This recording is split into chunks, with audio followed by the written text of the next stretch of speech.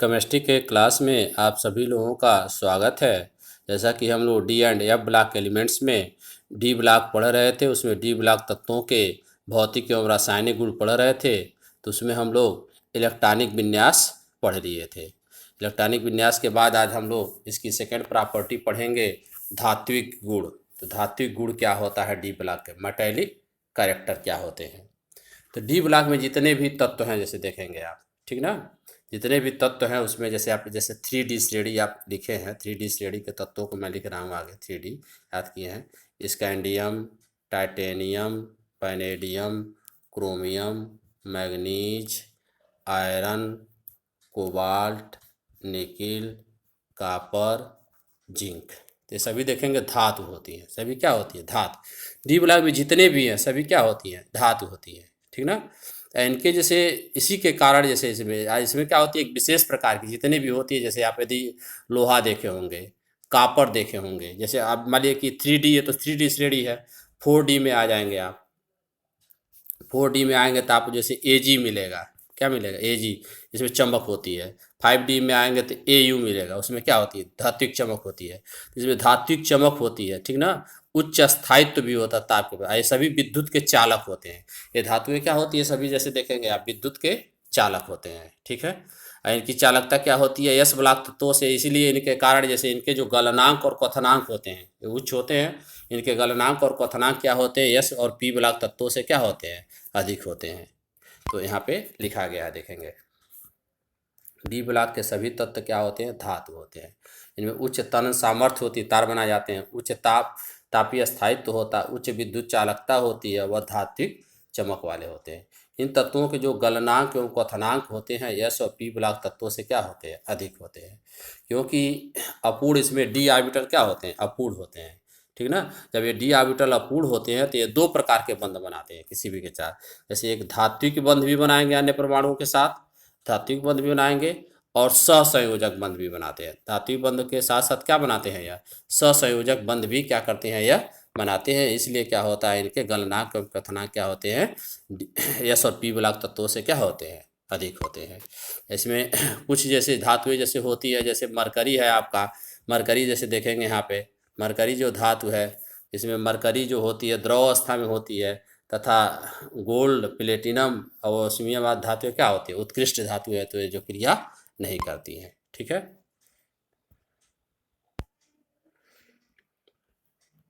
अब आगे देखेंगे इनका। ये तो हो गया धात्विक गुण। सभी धातुएं होती हैं, विद्युत की चालक होती हैं, स्थायित्व अधिक होता है, उनके तार बनाए सकते हैं। इनके गलनांक और क्वथनांक क्या होते हैं? यस और पी ब्लॉक तत्वों से अधिक होते हैं, क्योंकि वो धात्विक बंध के साथ ही साथ क्या होती है? सहसंयोजक बंध भी बनाती हैं। और दूसरा क्या होती है? प्रमाण त्रिज्याएं क्या होती हैं। एक चीज़ आप जानते होंगे, जैसे आवर्त क्या होता है? ऐसे होता है। आवर्त यह होता है, इधर से इधर बाएं से दाएं जाने पर आवर्त होता है। अब वर्ग क्या होता है?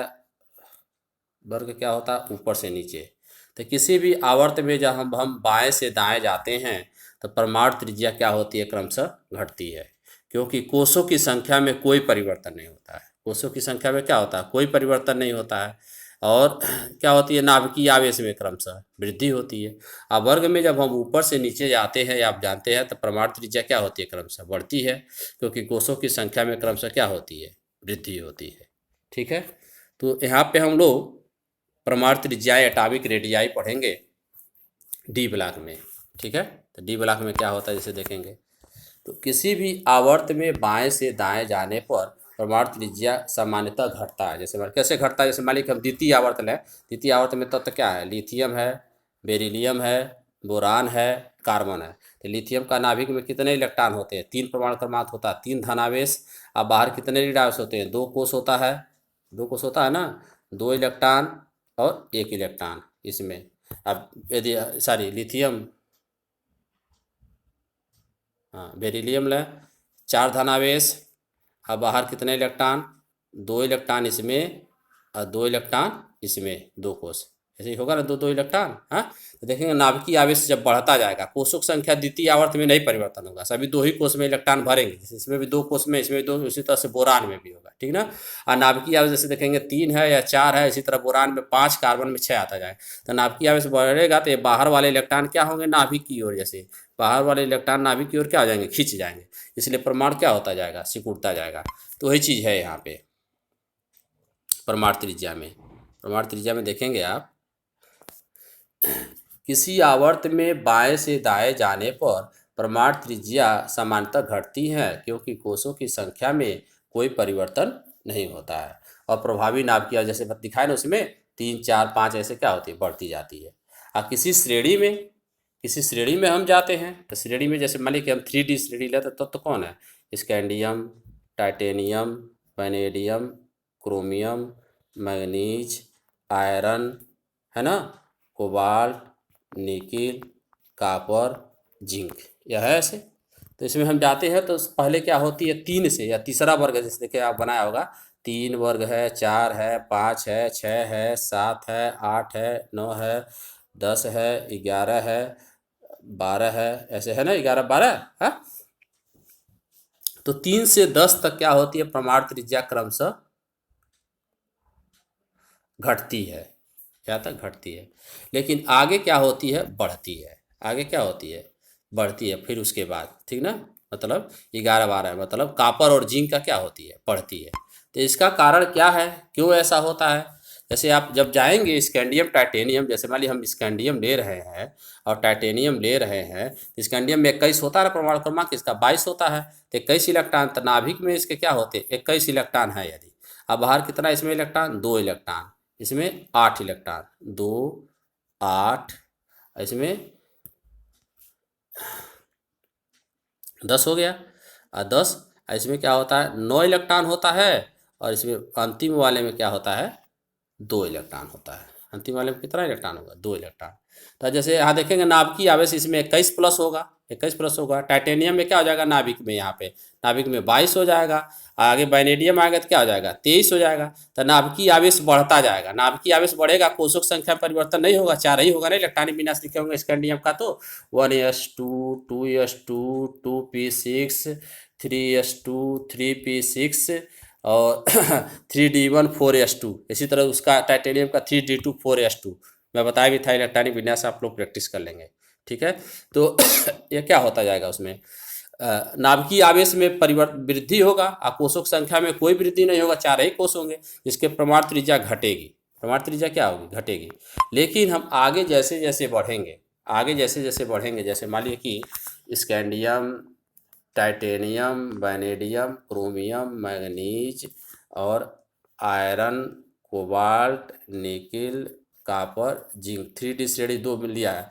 जैसे जैसे हम आगे बढ़ेंगे तो इसमें परिरक्षण प्रभाव बढ़ता जाएगा। आगे परिरक्षण प्रभाव आप पढ़े होंगे, जैसे आंतरिक, जैसे नाभिक है, इलेक्ट्रॉन जैसे यह है, मान लीजिए इलेक्ट्रॉन है यह, ठीक ना, हाँ, इलेक्ट्रॉन यह है, तो सबसे अधिक आकर्षण बल किस इलेक्ट्रॉन पर होगा, जो नाभिक के नजदीक हो इलेक्ट्रॉन होगा पहले कोष में, और जैसे जैसे इलेक्ट्रॉन दूर होता जाएगा उस पर आकर्षण बल क्या होगा, कम होता जाएगा। मतलब सबसे अधिक आकर्षण बल द्वारा कौन सा इलेक्ट्रॉन खींचेगा, नाभिक के नजदीक वाला। तो आप परिरक्षण प्रभाव की परिभाषा पढ़े हैं, आंतरिक कोषों में उपस्थित इलेक्ट्रॉन, या आंतरिक कोष में बना रहा हूँ, घेर रहा हूँ, देखेंगे आंतरिक कोषों में उपस्थित इलेक्ट्रॉन इस नाभिक द्वारा बाह्य कोष के इलेक्ट्रॉनों पर, जो सबसे बाह्य कोष में इलेक्ट्रॉन होंगे, या बाह्य कोष में इलेक्ट्रॉनों के आरोपित आकर्षण बल के मान को क्या करते हैं, कम कर देते हैं। तो आंतरिक कोष में जैसे जैसे हम आगे बढ़ेंगे, आप देखेंगे डी में इलेक्ट्रॉनों की संख्या बढ़ती जाएगी, जैसे D1 होगा, फिर D2 होगा, फिर D3 होगा, D4 होगा, ऐसे होगा होगा ना। तो ये 3D है। अब बाह्य कोष कौन सा कोष है, इसमें चौथा कोष है। तो आंतरिक कोष में जैसे जैसे इलेक्ट्रॉन बढ़ेगा, अब परिरक्षण प्रभाव क्या हो जाएगा, बाहरी कोष में इलेक्ट्रॉन का जैसे आकर्षण बल का मान बाहरी कोष के इलेक्ट्रॉन को कम कर देगा, यानी कि वो इलेक्ट्रॉन स्वतंत्र हो जाएगा। स्वतंत्र हो जाएगा मतलब नाभिक से उसकी दूरी क्या होती जाएगी, बढ़ती जाएगी। इसलिए त्रिज्या क्या होगी, जैसे जैसे परिरक्षण प्रभाव बढ़ेगा वह त्रिज्या बढ़ती जाएगी, ठीक है। तो यहाँ पे लिखा गया, देखेंगे यहाँ पे वही चीज देखेंगे, यहाँ पे किसी श्रेणी में इन तत्वों की परमाणु त्रिज्या सामान्यतः वर्ग 3 से 10 तक, वही समूह तक पश्चात क्या होती है, श्रेणी के अंत तक क्रमशः बढ़ती जाती है। इसका कारण यह है कि प्रमाण क्रमांक में वृद्धि के साथ प्रभावी नाभिकीय आवेश, पहले वही बताया ना, 21 प्लस होगा नाभिक में, फिर 22 प्लस होगा, प्रभावी नाभिकीय आवेश तो बढ़ेगा। लेकिन जैसे जैसे डी में इलेक्ट्रॉन बढ़ेगा, जैसे D1 D2 D3 डी में इलेक्ट्रॉन बढ़ता जाएगा तो परिरक्षक प्रभाव क्या हो जाएगा, बढ़ता जाएगा। तो पहले नाभिकीय आवेश प्रभावी होगा, नाभिकीय आवेश प्रभावी होगा, इसलिए क्या होगा, जैसे पहले त्रिज्या क्या होगी, घटेगी, त्रिज्या घटेगी, कहाँ तक, 10वें वर्ग तक, मतलब निकिल तक, ठीक ना। उसके बाद क्या हो जाएगा, n-d1 में संख्या जब वृद्धि होगी तो परिरक्षक प्रभाव क्या हो जाएगा, बढ़ता जाएगा। जब परिरक्षक प्रभाव बढ़ता जाएगा तो जो इलेक्ट्रॉन होगा, जैसे मान लीजिए कि इलेक्ट्रॉन होगा, मान लीजिए कि कॉपर का है 29 इलेक्ट्रॉन है कॉपर में, यहाँ मैं 29 लिख रहा हूँ, सपोज करिए यहाँ पे 29 इलेक्ट्रॉन लिखा जा रहा है, और इलेक्ट्रॉन पहले में 2 होगा, फिर 8 होगा, फिर 18 होगा, और फिर लास्ट वाले में क्या होगा, 1 इलेक्ट्रॉन होगा। इसी में डी होगा, 18 वाले में डी होगा ना, 3d10, इसमें इलेक्ट्रॉनों की संख्या बढ़ जाएगी तो यही इलेक्ट्रॉन नाभिक की ओर अधिक आकर्षित होंगे। मैं तीर बना रहा हूँ, देखेंगे, ये बाहरी वाला इलेक्ट्रॉन नहीं आकर्षित होगा तो यह दूर फैल जाएगा, जिसके कारण क्या होगी, त्रिज्या बढ़ जाएगी। मतलब जैसे जैसे डी में इलेक्ट्रॉन बढ़ेगा परिरक्षक प्रभाव बढ़ेगा, और जब परिरक्षक प्रभाव बढ़ेगा तो नाभिकीय आवेश से क्या हो जाएगा, अधिक हो जाएगा, और जब वो अधिक हो जाएगा तो उसकी त्रिज्या क्या हो जाएगी, वो अधिक हो जाएगी। आया समझ में आप लोगों को? तो इसको आप अच्छी तरह से आप ध्यान से क्या करेंगे, आप समझ जाएंगे, ठीक है।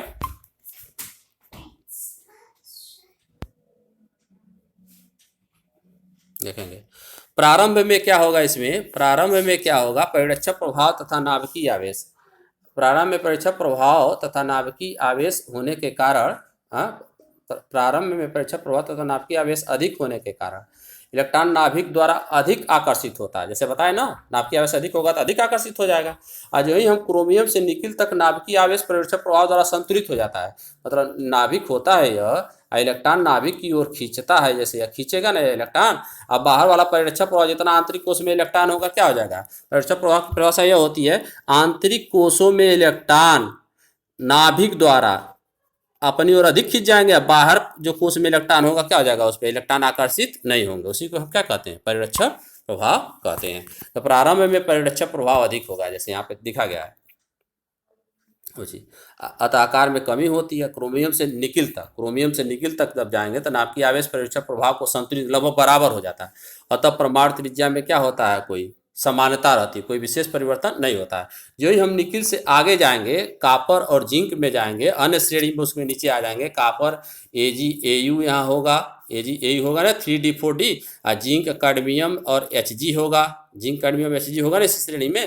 तो जो ही आप इससे आगे जाएंगे तो डी में, जैसे इसमें क्या हो जाएगा 3d8 होता है, और इसमें क्या होता है 3d10 होता है, इसमें भी 3d10 होता है, अब यहाँ 4s2 है, 4s1 होता है ऐसे। तो इसमें डी में इलेक्ट्रॉन जब बढ़ जाएगा तो इलेक्ट्रॉन बढ़ जाएगा तो परिरक्षक प्रभाव बढ़ जाएगा, परिरक्षक प्रभाव बढ़ जाएगा तो बाह्य कोश का इलेक्ट्रॉन नाभिक द्वारा आकर्षित नहीं होगा, मतलब 4s वाला 3d में लेंगे तो, आप 4d में लेंगे तो 5s वाला हो जाए, और वह क्या हो जाएगा, दूर बढ़ जाता है, इसलिए त्रिज्या क्या होती है, बढ़ जाती है, ठीक है।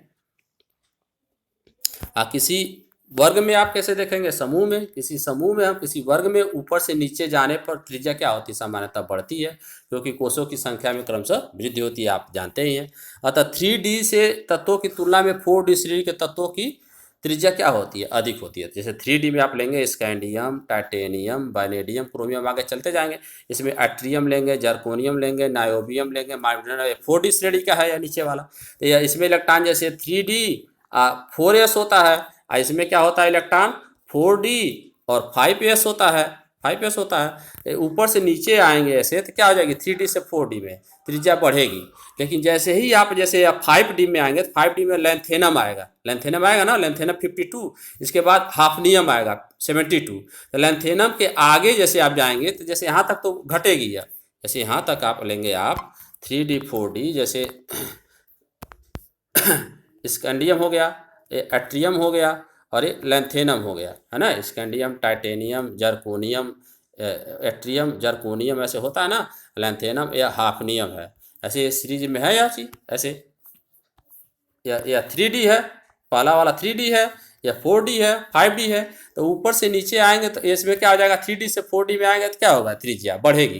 लेकिन जैसे ही आप 5D में आएंगे तो लैंथेनम के बाद देखेंगे आप, लैंथेनम का 52 होता प्रमाण क्रमांक, इसके बाद 14 तत्व तो लैंथेनाइड श्रेणी में आते हैं, इसके बाद 72 हो जाता है। यहाँ पे एक लैंथेनाइड कंट्रैक्शन होता है, लैंथेनाइड संकुचन होता है, ठीक ना, जिसके कारण क्या होती है, आगे की त्रिज्या क्या होती है, परिवर्तित नहीं होती है, लेवल लेवल क्या हो जाती है, स्थिर हो जाती है। मतलब लैंथेनम के आगे हाफनियम अन्य तत्वों की जो त्रिज्या होगी वही 4D तत्वों की ही जो त्रिज्या होगी उसी के लगभग क्या होगी, पर जैसे जर्कोनियम की जो होगी वही हाफनियम की होगी, ठीक है, कोई विशेष परिवर्तन नहीं होगा, जैसा कि यहाँ पे लिखा गया है। किसी वर्ग में ऊपर से नीचे जाने पर परमाणु त्रिज्या बढ़ती है क्योंकि कोषों की संख्या में क्रमशः वृद्धि होती है।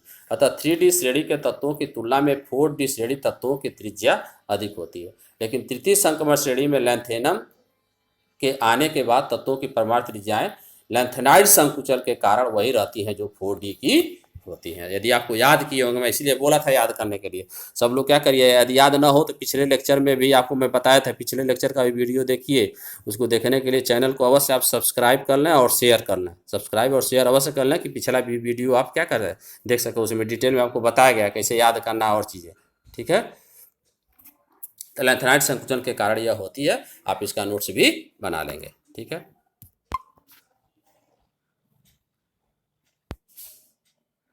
अब आएंगे इसमें आप आयनन ऊर्जा तो आयनन ऊर्जा, आयनन एंथैल्पी, इन तत्वों की आयनन ऊर्जा जो होती है एस तथा पी ब्लॉक तत्वों के मध्य होती है। किसी भी संक्रमण श्रेणी में आप जब आप बाएं से दाएं जाएंगे क्रमांक वृद्धि होगी। जैसे त्रिज्या, जैसे देखेंगे त्रिज्या जैसा परिवर्तित होती है उसका उल्टा ही होता है। जैसे आप स्कैंडियम, टाइटेनियम, वैनेडियम, क्रोमियम, त्रिज्या घटती है, पहले त्रिज्या घटती है, कहाँ तक घटती है, निकिल तक, निकिल तक घटती है। जब त्रिज्या घटेगी मतलब यह होगा, जैसे देखेंगे त्रिज्या घटेगी तो नाभिक की ओर इलेक्ट्रॉन अधिक आकर्षित होगा, तो उससे इलेक्ट्रॉन निकालने के लिए क्या होगा, अधिक ऊर्जा की आवश्यकता होगी। तो जब त्रिज्या घटती है यानी कि क्या हो जाएगी, इसकी आयनन ऊर्जा भी क्रमशः बढ़ेगी, निकिल तक क्या होगी, क्रमशः निकिल तक बढ़ेगी। फिर कापर का भी, जैसे कापर में जैसे देखेंगे आप जो आयनन त्रिज्या इसमें बढ़ने का गुण होगा, तो जैसे आप स्कैंडियम, टाइटेनियम, वैनेडियम, क्रोमियम और मैग्नीज लेंगे, तो मैग्नीज का जैसे देखेंगे 3D5 होता है 4s2, हाफ फील्ड ऑर्बिटल व्यवस्था आएगी। इस तरह जिंक का देखेंगे अंत में आएगा 3D10 4s2, आएगा ना जिंक का इलेक्ट्रॉनिक विन्यास, फुल फील्ड, डी में फुल फील्ड ऑर्बिटल व्यवस्था है ना, डी हाफ फील्ड है ना, अर्ध भरे या क्या है, पूर्ण भरे कक्षक है ना। तो जब पूर्ण भरे कक्षक है तो इनके इलेक्ट्रॉनिक विन्यास अधिक स्थायी होंगे, तो इनके आयनन भी हो क्या होंगे, उच्च होंगे। तब यहाँ पे आप पढ़ लेंगे, इसमें देखेंगे, आप ध्यान से पढ़ लें आयनन ऊर्जा कैसे परिवर्तित हो रहा है, दे रहा है ना। 3D श्रेणी के तत्वों में आयनन ऊर्जा अनियमित रूप से परिवर्तित होती है क्योंकि अर्ध भरे एवं पूर्ण भरे ऑर्बिटलों के स्थायित्व अधिक होते हैं और उनकी आयनन ऊर्जा भी क्या होती है, अधिक होती है। जैसे मान लीजिए कि मैग्नीज की अधिक हो जाएगी, फिर जिंक की अधिक हो जाएगी, वैसे क्या होगी, क्रमशः बढ़ती जाएगी, लेकिन इनकी क्या होगी, अनावश्यक रूप से आवश्यक रूप से अधिक होगी, ठीक है। अब आगे आएंगे आप इसमें ऑक्सीकरण अवस्थाएं इनकी क्या होती हैं। प्रत्येक श्रेणी के प्रथम एवं अंतिम तत्व, प्रत्येक श्रेणी जैसे ले लें, मान लिया कि पहली श्रेणी है, जैसे इसमें स्कैंडियम ले लें और अंतिम ले लें यहाँ पे जिंक, एट्रियम ले लें और कैडमियम, लैंथेनम ले लें और Hg, यह ऑक्सीकरण अवस्था नहीं प्रदर्शित करते हैं, मतलब इनकी ऑक्सीकरण अवस्था परिवर्तित नहीं होती है। तो लैंथेनाइड श्रेणी के तत्व क्या होते हैं, इनके बाह्य के 2 कोष अपूर्ण होते हैं। बाह्य के 2 कोष मतलब इनका सामान्य इलेक्ट्रॉनिक विन्यास आपको बताया गया है, N-D1 2 10 NS1R2, 1 या 2 है यहाँ पे लिखा गया, ठीक ना। तो N-1 भी और N भी, इनके N-1 कोष अपूर्ण होते हैं और N कोष भी अपूर्ण होते हैं। बाह्य के 2 कोष अपूर्ण होते हैं, इसलिए बाह्य के दोनों कोषों के इलेक्ट्रॉन क्या करते हैं, रासायनिक बंध बनाने में भाग लेते हैं। जैसे यदि हम FeCl2 लें, FeCl2 में Fe की ऑक्सीकरण अवस्था क्या है, देखेंगे Fe2+, 2 इलेक्ट्रॉन निकलेगा। और FeCl3 लें, इसमें Fe की ऑक्सीकरण अवस्था क्या है, देखेंगे 3+ है, ठीक ना। तो Fe2+ क्या होता है, Fe का इलेक्ट्रॉनिक विन्यास लिखते हैं तो क्या हो जाता है 3D6 4s2। तो Fe2+ यदि हम लेंगे तो बाहर का 2 इलेक्ट्रॉन भाग लेगा, यानी कि 4s वाला ही केवल भाग लेगा, तो इसका Fe2+ का इलेक्ट्रॉनिक विन्यास हो जाएगा 3D6। और वही Fe3+ ले लेंगे तो 4s का तो इलेक्ट्रॉन जाएगा ही 2, और उसके साथ साथ क्या हो जाएगा 3D6 का भी एक इलेक्ट्रॉन जाएगा, मतलब तब क्या हो जाएगा यार 3D 5, यानी कि चौथे कोष का भी इलेक्ट्रॉन भाग लिया और तीसरे कोष का भी इलेक्ट्रॉन भाग लिया।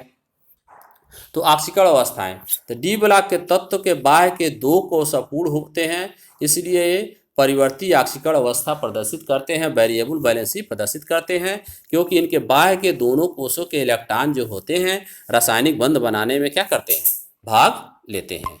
ठीक है, यहाँ पर जैसे लिखा गया देखेंगे, प्रत्येक श्रेणी के प्रथम एवं अंतिम तत्वों को छोड़कर शेष सभी तत्व संक्रमण तत्व परिवर्ती ऑक्सीकरण अवस्था, वेरिएबल ऑक्सीडेशन अवस्था प्रदर्शित करते हैं, क्योंकि इनके बाह्य के 2 कोष अपूर्ण होते हैं और दोनों कोषों के इलेक्ट्रॉन रासायनिक बंध बनाने में भाग लेते हैं।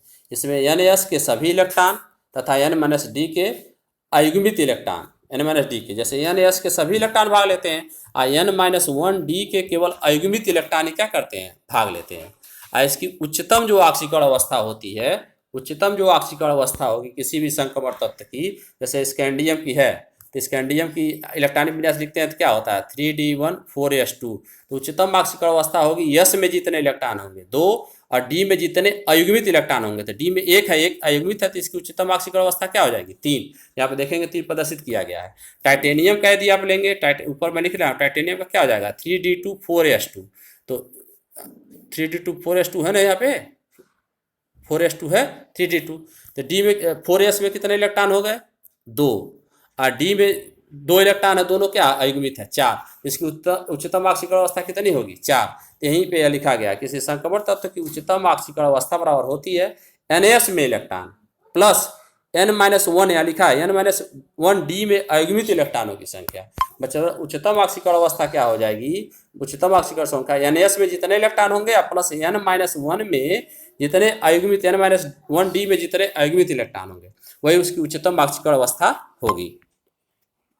जैसे यहाँ पे देखेंगे आपको प्रदर्शित किया गया है, यहाँ पे उसका उच्चतम ऑक्सीकरण अवस्था 3D श्रेणी का लिखा गया है। जैसे देखेंगे, जैसे यहाँ पर उसका इलेक्ट्रॉनिक विन्यास नीचे देखेंगे, पहले आप ध्यान देंगे, पहले स्कैंडियम का क्या होता है 3D1 4s2 होता है ना, 3D1 4s2, तो मैं यहाँ पे D1 4s2 लिखा हूँ, यहाँ पे D2s2 लिखा हूँ, यहाँ पे D3s2 लिखा हूँ, यहाँ पे D5s1, सबका इलेक्ट्रॉनिक विन्यास है बाह्य का, ठीक ना। इसमें कितने इलेक्ट्रॉन हो गए, डी में 1 और 2, डी में 1 और 2 क्या हो गया 3, तो उच्चतम ऑक्सीकरण अवस्था 3।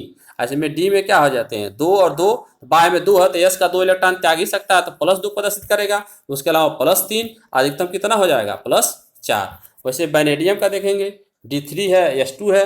जैसे मान लीजिए कि हम आयरन का लें, एक हम एग्जाम्पल यदि हम आयरन का लें Fe का लें, तो Fe का देखेंगे आप, Fe का 26 होता है, इसका इलेक्ट्रॉनिक विन्यास लिखेंगे तो 1s2 2s2 2p6 3s2 3p, साथ साथ आप पेन लेके लिखते जाएंगे 1s2 2s2 2p6 3s2 3p6, और उसके बाद क्या होता है 3d6 और 4s2। तो इसकी अधिकतम ऑक्सीकरण अवस्था निकालने के लिए ऊपर नियम बताएं, यस में इलेक्ट्रॉनों की संख्या 2 प्लस N-1D में अयुग्मित इलेक्ट्रॉन, तो D6 है, तो D6 में कितने अयुग्मित इलेक्ट्रॉन हो जाएंगे निकालेंगे तो आप 5 ऐसे करके 1 2 3 4 5, एक इलेक्ट्रॉन पेयर हो जाएगा, तो 4 अयुग्मित इलेक्ट्रॉन हुए नहीं, तो कितना हो जाएगा 4, मतलब इसकी अधिकतम ऑक्सीकरण अवस्था कितनी हो जाएगी +6।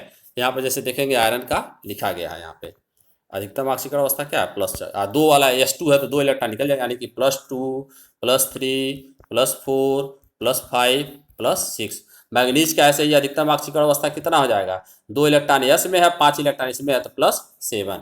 तो सबका आप यह इलेक्ट्रॉनिक विन्यास ध्यान देंगे, इलेक्ट्रॉनिक विन्यास जो लिखा गया उसी के आधार पर उसकी अधिकतम ऑक्सीकरण अवस्था होगी। ठीक है, और कौन अधिक अस्थायी होती है, जो इलेक्ट्रॉनिक विन्यास में जितना इलेक्ट्रॉन निकल जाएगा, जिसमें रिक्त डी ऑर्बिटल आए या अर्ध भरे आए या पूर्ण भरे आए। जैसे मान लीजिए कि Mn है Mn2+ यदि हो, Mn2+ मतलब क्या हो जाएगा लिखेंगे, Mn का क्या होता है 25 है ना, इलेक्ट्रॉनिक विन्यास देखेंगे D5s2 है तो 2 इलेक्ट्रॉन निकल जाएगा, तो Mn का क्या हो जाएगा 3d5। Mn3+ का क्या हो जाएगा, Mn3+ मतलब कितने इलेक्ट्रॉन निकल गए 3 इलेक्ट्रॉन, तो S से 1 इलेक्ट्रॉन निकल गया, D से इलेक्ट्रॉन, तो क्या हो जाएगा 3d4।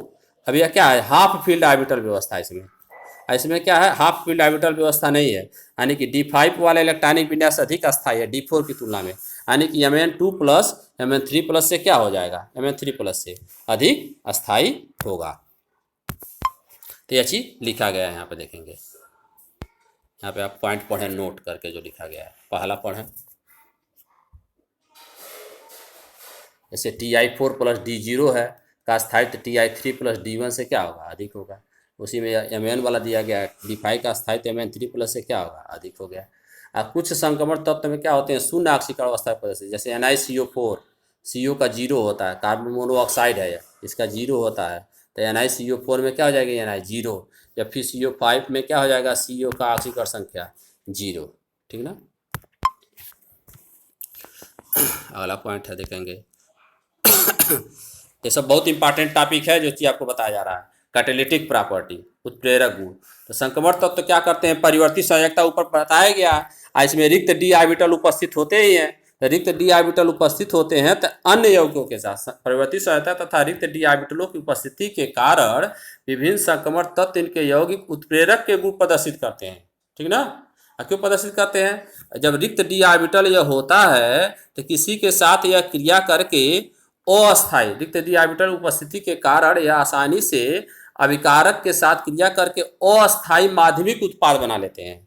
अस्थायी जैसे उत्प्रेरक आप पढ़े होंगे, जानते होंगे, अस्थायी माध्यमिक उत्पाद बना लेते हैं और फिर शीघ्रता से क्या होते हैं, उत्पाद में परिवर्तित हो जाते हैं। और इसी कारण क्या होते हैं, यह पुनः उत्पाद में परिवर्तित हो जाते हैं। उत्प्रेरक अपनी मुक्त अवस्था में क्या हो जाता है, वह आ जाता है। तो यह उत्प्रेरक गुण प्रदर्शित करते हैं। तो उत्प्रेरक गुण यह क्यों प्रदर्शित करते हैं, रिक्त डी ऑर्बिटलों की उपस्थिति, रिक्त डी ऑर्बिटलों की उपस्थिति और परिवर्ती संयोजकता के कारण, परिवर्ती संयोजकता संक्रमण तत्वों में रिक्त डी ऑर्बिटल की उपस्थिति और परिवर्ती संयोजकता के कारण यह आसानी से अभिकारक के साथ क्रिया करके अस्थायी माध्यमिक उत्पाद बना लेते हैं, जो शीघ्रता से ही उत्पाद में परिवर्तित हो जाते हैं। उत्प्रेरक क्या होते हैं, मुक्त हो जाते हैं। जैसे आप यहाँ पे पढ़ें जो लिखा गया उत्प्रेरक गुण में, उत्प्रेरक गुण में पढ़ें जो चीज़ लिखा गया है,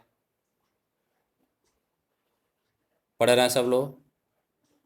परिवर्ती संयोजकता तथा रिक्त डी ऑर्बिटलों की उपस्थिति के कारण विभिन्न संक्रमण तत्व एवं इनके यौगिक उत्प्रेरक के रूप में प्रयुक्त होते हैं। संक्रमण तत्वों के पास स्थित रिक्त डी ऑर्बिटल की उपस्थिति के कारण ये आसानी से अभिकारक के साथ क्रिया करके अस्थायी माध्यमिक उत्पाद बना लेते हैं और फिर शीघ्रता से उत्पाद में परिवर्तित हो जाते हैं और उत्प्रेरक मुक्त होकर अपनी पूर्व अवस्था में क्या हो जाता है, आ जाता है। उदाहरण इसमें दिया गया है Fe उत्प्रेरक जानते ही होंगे, Ni, Pt या जो भी उत्प्रेरक आप सोचे देखेंगे सभी संक्रमण तत्व के या तो धातु होंगे या तो उनके क्या होंगे, यौगिक होंगे। अगला इसमें देखेंगे रंगीन आयन एवं रंगीन यौगिक बनाने का गुण। तो जितने भी रंगीन आयन होते हैं, जैसे संक्रमण तत्वों में रंगीन आयन एवं रंगीन यौगिक बनाने का गुण भी क्या होता है, पाया जाता है। तो जिसमें अयुग्मित इलेक्ट्रॉन होंगे, जिसमें अयुग्मित इलेक्ट्रॉन होंगे, जिस संक्रमण तत्वों में अयुग्मित इलेक्ट्रॉन होंगे वही रंगीन होंगे, वही क्या होंगे, रंगीन होंगे। जैसे मान लें कि आप Cu लें तो Cu का इलेक्ट्रॉनिक विन्यास क्या होता है, 3d10 4s1 होता है ना। तो Cu+ यदि लें तो इसका क्या हो जाएगा, इलेक्ट्रॉनिक विन्यास 3d10, इसमें अयुग्मित इलेक्ट्रॉन नहीं है तो यह रंगहीन होगा। और वही यदि हम Cu2+ लें तो Cu2+ का क्या हो जाएगा, 3d9, तो यह क्या होगा, रंगीन होगा, ठीक ना। तो यहाँ पे लिखा गया देख लेंगे। संक्रमण तत्वों में उनके आयनों में रंगीन आयन और रंगीन यौगिक बनाने का गुण पाया जाता है। संक्रमण धातु आयनों का रंग अयुग्मित इलेक्ट्रॉन के कारण होता है। किसके कारण होता है, अयुग्मित इलेक्ट्रॉन के कारण होता है। जिन धातु आयनों में अयुग्मित इलेक्ट्रॉन होते हैं वे रंगीन होते हैं तथा जिनमें सभी इलेक्ट्रॉन युग्मित होते हैं वे रंगहीन होते हैं। जैसे यहाँ पे कुछ दिया गया देखेंगे आप, जैसे यहाँ पे दिया गया है यह देखेंगे, जैसे यह देखेंगे Ti3+ का जब लिखेंगे टाइटेनियम 22 का लिखेंगे, 22 का लिखेंगे तो इलेक्ट्रॉनिक विन्यास क्या होता है लास्ट में 3d, टाइटेनियम है ना 3d2 4s2, तो Ti3+ का क्या हो जाएगा, Ti3+ क्या हो जाएगा, 3 इलेक्ट्रॉन निकल गया, 4s से 2 और d से 1, तो क्या हो जाएगा 3d1। यहाँ पर लिखा गया d1। V3+, vanadium 3+, chromium 3+, manganese 3+, Fe2+, सबका बीच में लिखा गया। कोबाल्ट 2+ D6 होता है, Ni2+ D8 होता है, Cu2+ D9 ऊपर बताएं रंगीन है, जबकि क्योंकि इनमें अयुग्मित इलेक्ट्रॉन है। जबकि स्कैंडियम 3+, जबकि यहाँ पे लिखा गया देखेंगे स्कैंडियम 3+, कापर+ 3d10 होता है, जिंक 2+, जिंक का होता है इलेक्ट्रॉनिक विन्यास 3d10 4s2, और जिंक 2+ लेंगे तो क्या हो जाएगा, Zn2+ लेंगे तो 2 इलेक्ट्रॉन निकल गया, मतलब 3d10। तो सभी इलेक्ट्रॉन इसमें युग्मित है ना, डी पांचों ऑर्बिटल क्या होंगे, पूर्ण रूप से भरे होंगे। तो इसमें अयुग्मित इलेक्ट्रॉन नहीं है, मतलब सभी इलेक्ट्रॉन क्या है, युग्मित है, इसलिए क्या होगा, यह रंगहीन होगा। ऐसे आप जान जाएंगे, ऑब्जेक्टिव क्वेश्चन भी आप देखेंगे उसमें किताब में बहुत सारा दिया होगा। ठीक है। क्यों होता है यह गुण इनका संकर तत्वों में, तो देखिए संक्रमण धातु आयनों का रंग अयुग्मित इलेक्ट्रॉन के कारण होता है। अयुग्मित इलेक्ट्रॉन दृश्य प्रकाश का अवशोषण करके, दृश्य प्रकाश जो आप प्रकाश देखते हैं ना उसमें 7 रंग दृश्य प्रकाश होता है ना, विजिबल प्रकाश, तो उसमें क्या होते हैं, अयुग्मित जो इलेक्ट्रॉन होता है डी ऑर्बिटल में वो दृश्य प्रकाश का अवशोषण कर लेता है, अवशोषण करके उच्च ऊर्जा स्तर में चला जाता है, तथा अनअवशोषित प्रकाश क्या होता है, हमें रंगीन दिखाई देता है। जो उच्च ऊर्जा स्तर में जाता है उसी को हम डी संक्रमण कहते हैं, उसी को हम क्या कहते हैं, डी संक्रमण कहते हैं। जैसे यहाँ देखेंगे डी ऑर्बिटल यहाँ दिखाया गया है, डी संक्रमण को यहाँ ब्रैकेट में दिखाया गया है, ठीक है ना। तो डी ऑर्बिटल 5 प्रकार के होते हैं, आप जानते हैं, DXY, DYZ, DXZ, DX² - Y² और DZ²। यहाँ पांचों ऑर्बिटल को बनाया गया है, इन्हीं को हम डीजेनरेट ऑर्बिटल कहते हैं, इन्हीं को हम क्या कहते हैं, डीजेनरेट ऑर्बिटल कहते हैं। मतलब इनकी ऊर्जा समान होती है, अपभ्रष्ट होती है। जब हम कहीं से भी ये आता है तो 2 भागों में विभाजित हो जाता है, जैसे ये T2G और EG, तो ऊपर 2 चले जाते हैं, DX² - Y² और DZ², और नीचे 3 रहते हैं, DXY, DYZ, DXZ। जब इसमें अयुग्मित इलेक्ट्रॉन होगा, यही अयुग्मित इलेक्ट्रॉन वाली एक है, जब ऊर्जा यह पाएगा या दृश्य प्रकाश कहीं से पाएगा यह इलेक्ट्रॉन, तो इस कक्षा में मतलब यहाँ से इसमें चला जाएगा, ऊपर वाले में चला जाएगा, उच्चेदित अवस्था में चला जाता है। और जो इलेक्ट्रॉन नहीं ग्रहण होगा वही क्या होगा, उसमें प्रकाश का रंग दिखाई देगा। तो यह जो होता है रंगीन आयन एवं रंगीन यौगिक बनाने का गुण, तो डी संक्रमण इसी को कहते हैं, डी संक्रमण कहते हैं या डी ट्रांजिशन बोलते हैं, TRANSITION, ठीक ना। डी संक्रमण या डी ट्रांजिशन के कारण क्या होते हैं, रंगीन आयन एवं रंगीन यौगिक बनाते हैं। यदि इसमें अयुग्मित इलेक्ट्रॉन रहेगा तब इन तीनों में, और सभी इलेक्ट्रॉन युग्मित हो जाएंगे तो कोई भी इलेक्ट्रॉन क्या होगा, इससे ऊपर उच्च कक्षा में नहीं जाएगा। तो आप ध्यान से इसको देख लेंगे जो बनाया गया है, ठीक ना। ये अष्टफलकी के लिए दिया गया, ऑक्टाहेड्रल के लिए दिया गया, तो आप केवल यही जानेंगे जो रंगीन बनता है वो डी संक्रमण के कारण होता है। अब आ जाएंगे आप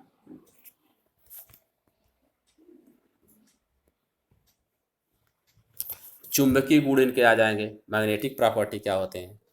तो संक्रमण धातु एवं उनके आयन क्या होते हैं, चुंबकीय गुण प्रदर्शित करते हैं। बहुत आसान है। ऊपर एक अनुचुंबकीय पदार्थ होते हैं, अनुचुंबकीय पैरामैग्नेटिक, ये प्रतिचुंबकीय डायमैग्नेटिक।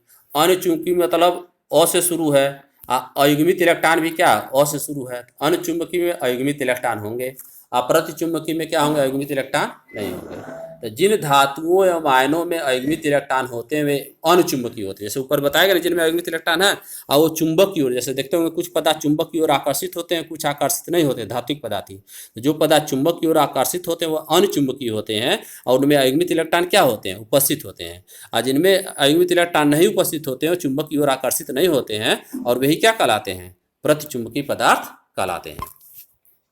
तो दोनों परिभाषा लिखी गई है, आप पढ़ लेंगे, ठीक है।